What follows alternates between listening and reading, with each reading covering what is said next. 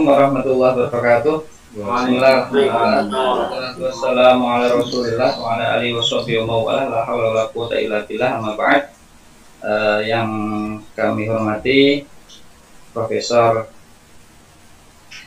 Amin Abdullah, pengampu mata kuliah ini, dan rekan-rekan semua yang juga saya banggakan, studi agama dan studi Islam di tema kita hari ini adalah studi agama dan studi Islam. Yang kita kaji adalah bukunya Charles J. Adams yang berjudul Islamic Religious Tradition. Dalam Leonard Binder, The Study of the Middle East Research and Scholarship in the Humanities and Social Science. Sebenarnya ini buku cukup lama ya. Kalau di publishnya itu tahun 1976. Saya mulai dari sekilas biografi dari Charles Joseph. Jadi J itu Joseph ya. Jadi Charles Joseph Adams lahir 24 April 1924 di Houston, Texas. Kemudian pendidikan dasarnya diperoleh melalui sistem sekolah umum. Setelah menjalani pendidikan sampai tingkat menengah atas, dia melanjutkan di perguruan tinggi di Baylor University di Waco, Texas. Pada tahun 1947, Adam telah mendapatkan gelar sarjana di Universitas Chicago. Kemudian Adam juga adalah seorang emeritus di bidang Islamic Studies di Universitas McGill dan menjadi Direktur Institut Studi Islam selama hampir 20 tahun. Atau di dalam informasi yang lain kurang lebih 16 tahun. Ya, ia meninggal pada tanggal 23 Maret tahun 2011 ya, dalam usia kurang lebihnya 87 tahun.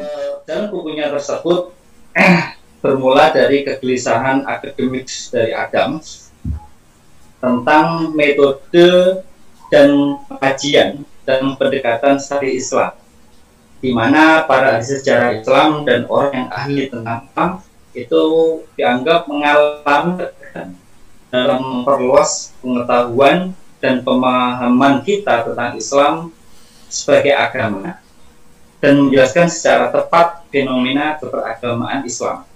Nah, ini yang membuat Adam gelisah, yang kemudian membuat suatu penelitian dan menulis tentang studi Islam ini, tradisi Islamic Religious Tradition. Islam di awal tulisan dia, menurut pemeluknya merupakan a civilization and an orientation to the world, sebuah peradaban dan sebuah pandangan hidup. Nah, merujuk pada luasnya ruang lingkup kajian, kemudian fakta yang diungkap dan bahkan pemahaman umat Islam, maka menurut Charles J. Adams, pertanyaan yang paling sulit dijawab baik oleh umat Islam sendiri maupun para sarjana ilmu agama adalah pertanyaan tentang what is Islam? Apa itu Islam? Sebenarnya mungkin pertanyaannya is Christianity atau what is Buddhism? Baginya untuk menjawab pertanyaan yang pelik itu, maka Islam harus dilihat dari perspektif sejarah, perspektif of history, generasi Muslim yang selalu berubah, changing, berbenah, evolving, dan berkembang, developing, terhadap berbagai realitas dan makna kehidupan manusia. Di sini Adams melihat Islam sebagai bagian sejarah yang mencerminkan karakteristik universal, existential historis yang mengalami perubahan. Pertanyaan, apa itu Islam?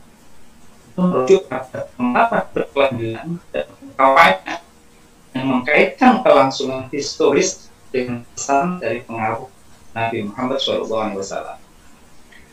Hal yang mendasar untuk dipahami dalam studi Islam adalah definisi Islam dan agama.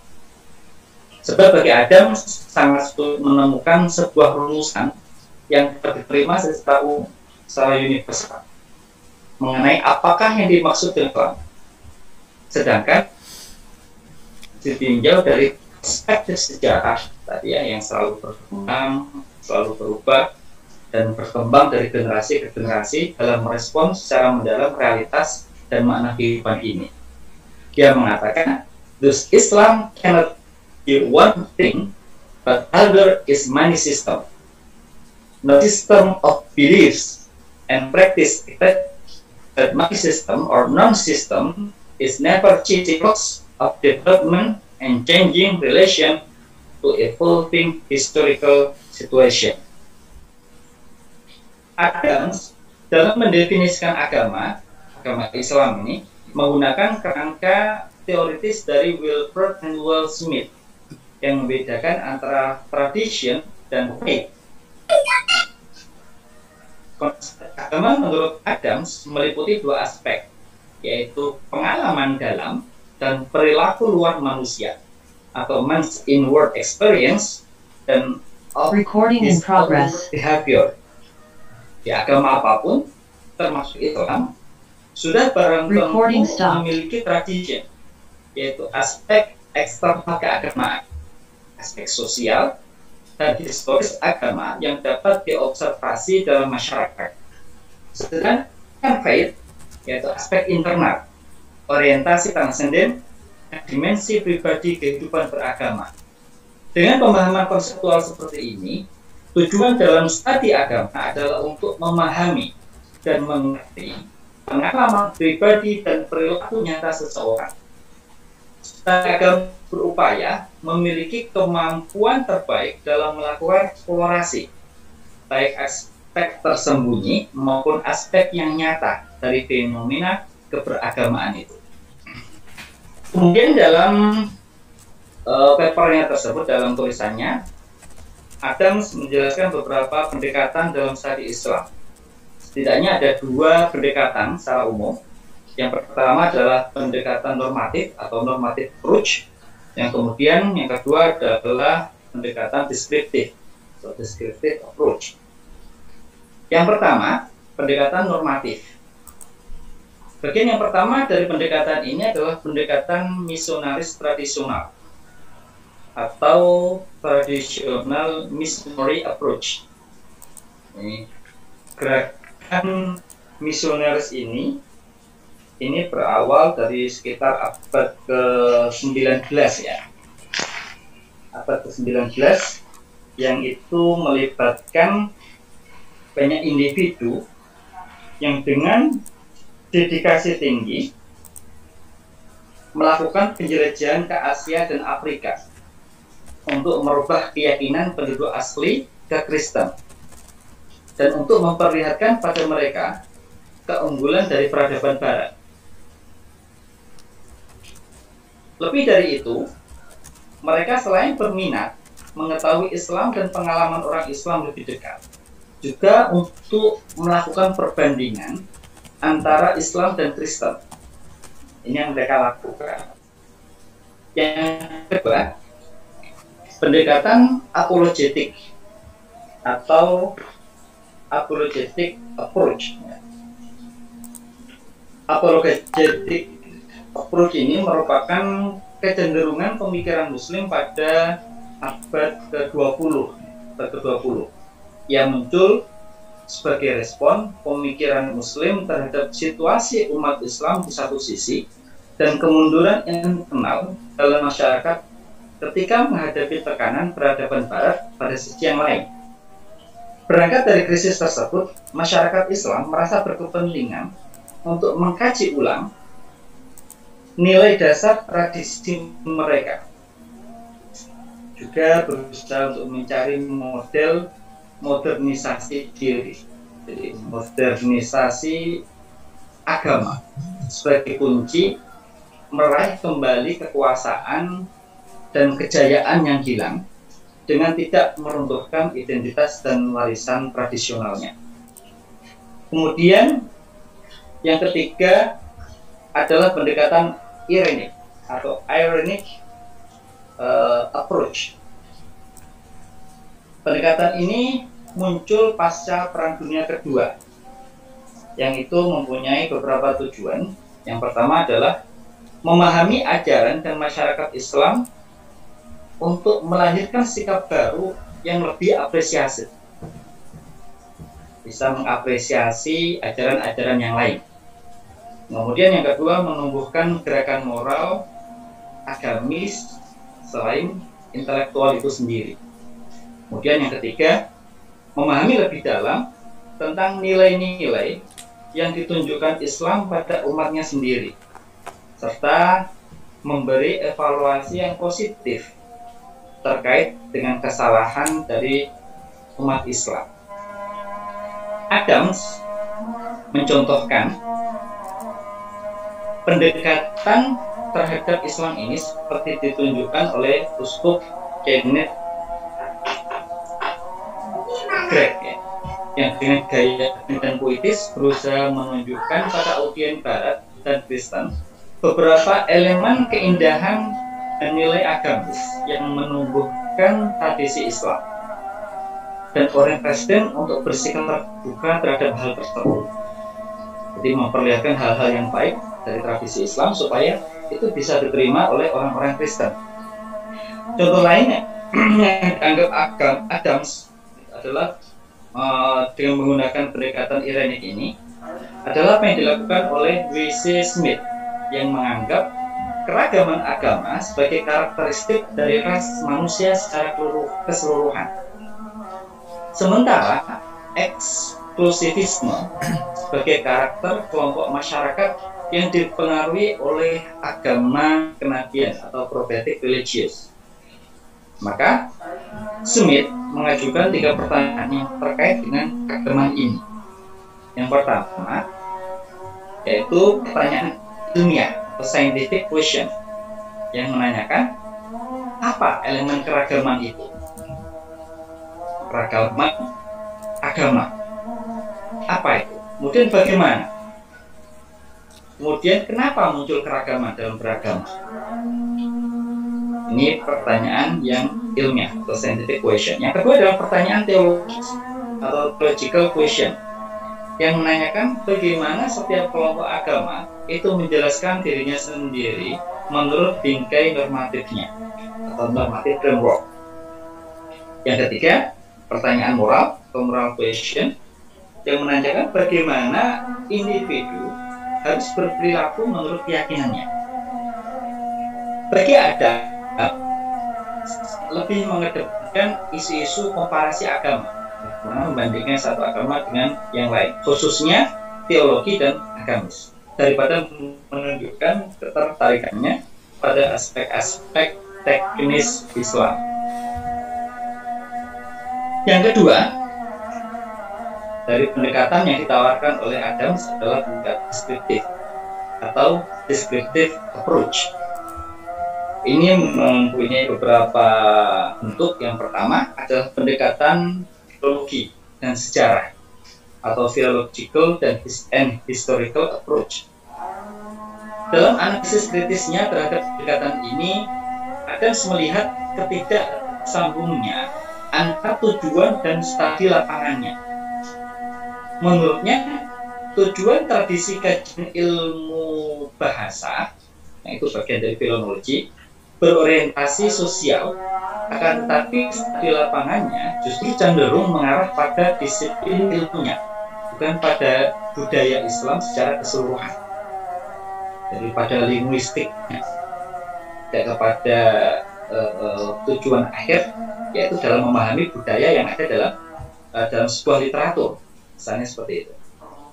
Lebih jauh, Adams meyakini bahwa pendekatan ilmu bahasa, pendekatan ilmu filologi dan sejarah terhadap Islam akan menghadapi banyak kendala ketika memahami realitas praktik dan kehidupan umat Islam, kurang merujuk pada warisan Islam masa lalu.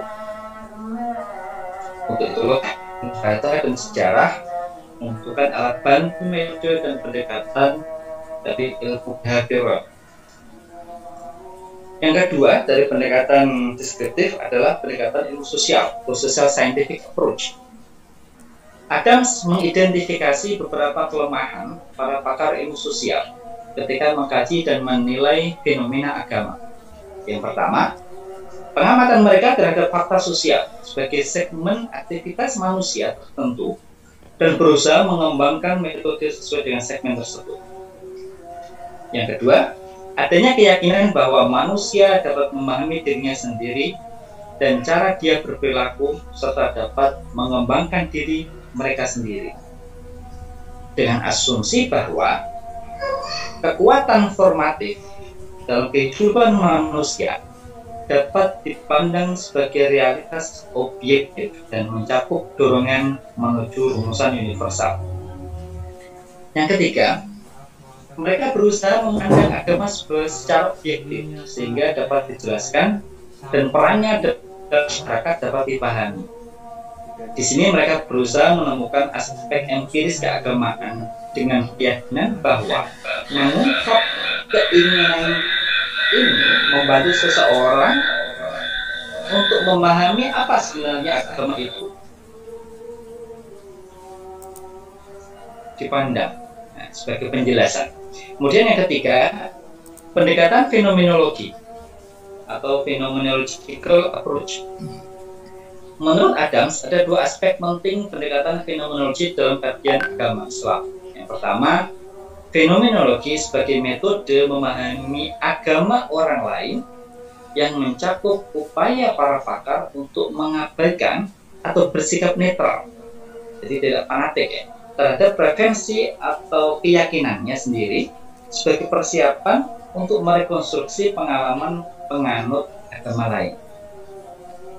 Yang kedua, konstruksi skema taksonomi untuk mengklarifikasikan fenomena antar batas komunitas agama, budaya, dan bahkan zaman. Pada aspek pertama, studi fenomenologis diorientasikan pada pengalaman pengikutnya sendiri. Di sini, studi keagamaan menguraikan makna keagamaan pengikutnya melalui karya tradisi historisnya dan pengalaman pribadinya sendiri. Sedangkan yang kedua, membentuk skema taksonomi muncul dari keyakinan bahwa setiap tipe fenomena agama, misalnya ada orang suci dan tempat suci dan yang tidak suci misalnya, dengan menghubungkan logika internal dengan prinsip di luar peristiwa historisnya. Maka memahami makna fenomena agamis tidak cukup dengan memfokuskan diri pada aspek historis, tetapi pada bidang lain yang lebih luas untuk mengetahui dorongan struktural, universal, atau mendasar yang ditunjukkan oleh fenomena tertentu. Arah pendekatan fenomenologi ini adalah memberikan penjelasan makna secara jelas tentang ritual dan upacara keagamaan, dan doktrin, dan reaksi sosial terhadap perilaku keagamaan. Berhasil, pendekatan ini bermaksud menempatkan pengetahuan pada pengalaman manusia, serta mengaitkan pengetahuan dengan hidup dan kehidupan manusia sebagai konteksnya. Kemudian di samping beliau menawarkan beberapa pendekatan dalam studi Islam dan studi agama. Ada pemetaan ya, jadi Adam sendiri membagi kajian dalam studi Islam terdiri dari 11 bidang pemetaan. Antara lain yang pertama adalah kajian Arab pra-Islam. Kajian Arab pra-Islam yang dimaksud ini adalah Arab menjelang kemunculan Islam. Bagi Adams, yang digarisbawahi yaitu kesinambungan pengalaman agama Islam dengan tradisi keagamaan yang mempunyai hubungan erat antar keduanya. Bagaimana Islam kemudian dihubung-hubungkan dengan tradisi keagamaan agama sebelumnya atau yang dianut oleh Arab sebelum Islam. Ada mencatat beberapa penelitian dalam bidang ini, misalnya penelitian Marshall Hudson yang melakukan penelusuran pada fakta bahwa kehidupan beragama di Timur Dekat umumnya tidak dipandang sebagai rangkaian, namun diselidiki dan dipandang sebagai kumpulan komunitas yang tersendiri dan eksklusif. Kemudian penelitian yang dilakukan oleh Gozier, Wilhelmsen, Margolier, dan Noltek melakukan kajian tentang dunia Arab pra-Islam dari sumber-sumber sastra, dari puisi jahiliyah atau syair jahili, dan keterangan dari sastrawan Arab seperti yang ada dalam kitab Al-Awadi misalnya, ataupun dari Al-Quran sendiri. Toshihiko Isuzu melakukan penelitian tentang pandangan moral masyarakat Arab yang terkait tentang Al-Quran. Nah, kemudian Montgomery Wade meneliti latar belakang ekonomi dan sosial dari kemunculan Islam. Beberapa peneliti lain menggunakan alat bantu ilmu arkeologi untuk melihat sejarah kuno kawasan Arabia. Tiga nama besar misalnya Fisher Fares, Joseph Cherhout, dan Taufik Fed meneliti tentang nilai penting bagi konsepsi dari masyarakat Arab pra-Islam. Mereka menggunakan pendekatan simpatik fenomenologis.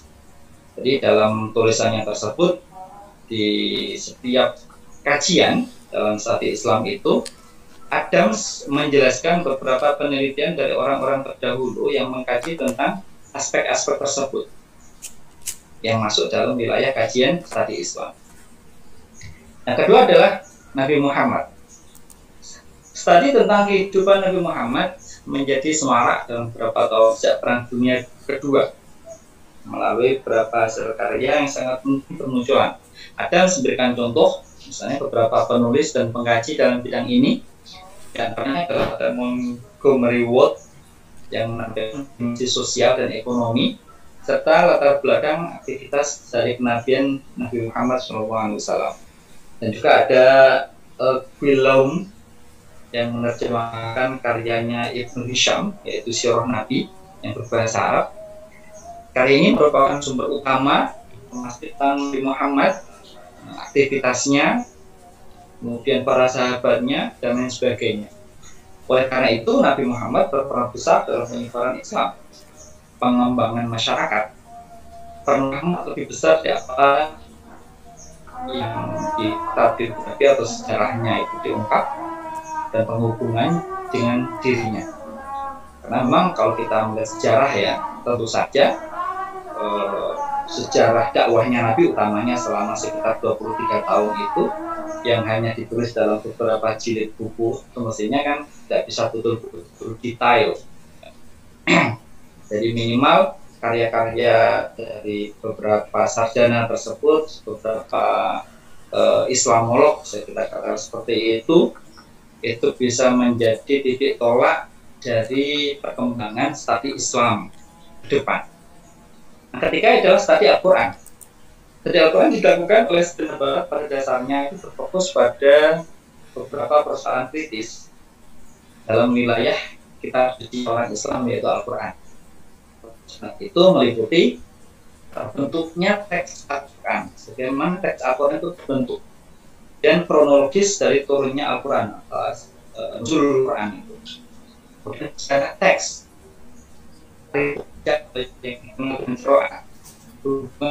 dengan kitab-kitab sebelumnya dan isu Al-Quran. Ada memberi contoh penulis yang mengkaji tentang Al-Quran, misalnya adalah Arthur Jeffrey dalam bukunya Materials for the History of the Text Al-Quran, dan Theodor Moltke yang sebenarnya bahasa Jerman kalau nggak salah, yang kemudian diterjemahkan dalam beberapa bahasa termasuk dalam bahasa Arab, Tarikhul Quran. Kemudian ada Jibo Isuzu dalam beberapa bukunya, The Structure of the Ethical Terms in the Quran dan Ethical Religious Concept in the Quran, dan God and Quran. Itu beberapa contoh dari tulisan sarjana barat yang fokus terhadap isu-isu yang terkait tentang Al-Quran. Kemudian studi hadis. Kajian studi hadis ini juga menjadi permasalahan. Yang menjadi permasalahan adalah yang terkait tentang keautentikan hadis. Apakah itu betulan berasal dari Nabi ataukah jangan-jangan perkataan rawi, misalnya seperti itu. Dimunculkan oleh Godzier. Kemudian ada juga isu tentang eksistensi pengumpulan hadis. Bagaimana hadis itu dikumpulkan oleh para ulama, ya, mulainya dan seterusnya. Dan kemudian mengkodifikasian hadis, hadis, kemudian legal hadis, misalnya oleh Syak dan sarjana-sarjana yang lain. Hal itu disebabkan sedikitnya sumber data dalam bentuk tulisan yang itu bersumber dari abad pertama Islam. Jadi banyak sumber-sumber data itu yang ternyata itu ditemukan setelah dari abad-abad pertama Islam. Nah, sehingga muncul isu-isu yang seperti itu yang terkait tentang hadis. Kemudian tadi ilmu kalam. Kalam atau teologi Islam merupakan salah satu bidang kajian yang sulit ya, karena kompleks dan luasnya objek kajian dan ilmu kalam politik. Teologi atau ekspresi intelek secara sistematis mengenai keyakinan beragama menjadi bidang yang menarik untuk kaji. Di kajian kalam pada masa awal-awal Islam jadi bagian dari studi filsafat, studi fikih, studi tentang tradisi, dan bagian dari politik juga. Pada masa awal Islam, teologi Islam merupakan pemikiran yang menjadi urat nadi kehidupan masyarakat. Persoalan teologi mempunyai relevansi dengan kehidupan sehari-hari. Ya, kita biasa melihat misalnya kontestasi dari beberapa aliran ya di masa awal-awal Islam, seperti ada Qadariyah, Jabariyah, misalnya Murji'ah. Nah, ini menjadi objek kajian yang menarik untuk dikaji. Sehingga banyak juga sarjana-sarjana baik dari Barat maupun dari Islam sendiri yang mengkaji tentang isu yang terkait tentang ilmu kalam. Nah, itu bisa menjadi titik tolak untuk perkembangan studi Islam selanjutnya. Kemudian studi ilmu tasawuf. Menurut Adams, di antara sekian banyak bidang kajian dalam studi Islam, tasawuf merupakan bagian bidang yang menarik para peminat untuk mengkajinya pada tahun-tahun belakangan. Studi tradisi kalam tidak dapat dilepaskan dari mistis, ya, yang mungkin juga merupakan aspek yang muncul pada masa awal Islam, bahkan pada masa kematian. Banyak kajian yang sudah dilakukan oleh para sarjana, misal ada H. Albury, dan Maurice Kimmel, Louis Messinon. Baik kajian-kajian itu bersifat historis ataupun kajian tokoh misalnya, maupun pemikiran dan alirannya. Tokoh yang dikaji itu baik berasal dari Arab maupun dari Persia, misalnya dari Arabi, ada Farid bin Al-Attar, Rasulwardi, dan lain sebagainya, adalah Hallaj misalnya. Itu yang dikaji sebagai titik tolak pengembangan bidang tasawuf di era selanjutnya. Kemudian aliran Syiah. Mayoritas tradisi sarjana Barat cenderung melihat Islam sebagai agama yang monolitis, mempunyai norma yang terdefinisikan secara baik untuk keimanan dan ibadah. Hal ini biasanya diidentifikasi dengan sikap di kalangan Muslim Sunni dengan alasan dia dianggap sebagai ortodoks. Korban ilmiah dari monolitis ini, sebagaimana disampaikan oleh Adams, adalah Syiah Isna Asyariyah yang menjadi komunitas mayoritas Syiah di Iran, Irak, dan anak benua India. Karena Syiah itu cenderung tidak diterima dalam Islam oleh para ulama. Mereka hanya menerimanya sebagai sebuah bagian kecil dari perhatian yang ditujukan pada komunitas Sunni. Konsekuensinya, ketika para sarjana menulis tentang teologi Islam, maka berada mereka itu secara eksklusif pada pemikiran Sunni, bukan ke Syiah. Begitupun dalam aspek yang lain, misalnya dalam hukum Islam. Ketika membahas tentang atau mengkaji tentang hukum Islam, maka perhatian mereka lebih ke hukum Islam yang Sunni, bukan yang Syi'i. Kemudian yang popular religion, agama rakyat, ya. Peribadatan, penyembahan, dan agama rakyat merupakan wilayah kajian utama dalam kajian studi Islam. Penekanan lebih banyak pada karakteristik kesalehan Islam dan kualitas pengamalan penganutnya, dengan mengingat bahwa Islam memiliki hukum yang formalistik. Nah, itu perlu dikaji untuk menghindari kesalahan dalam memandang Islam sebagai agama yang formalitas. Kemudian untuk kajian yang selanjutnya adalah tentang ibadah, kemudian tentang filsafat, dan tentang hukum Islam. Untuk ketiga kajian ini di awal memang sempat disinggung oleh Adam, tapi di penjelasan di subtema-tema itu tidak ada penjelasan khusus tentang itu. Artinya dari beberapa wilayah atau kajian, ya, aspek kajian daripada studi Islam itu sudah ada kajian-kajian baik yang dilakukan oleh sarjana Barat ataupun dari orang Islam sendiri tentang beberapa disiplin keilmuan tersebut, yang itu bisa kita jadikan sebagai titik tolak dalam pengembangan studi Islam dan studi agama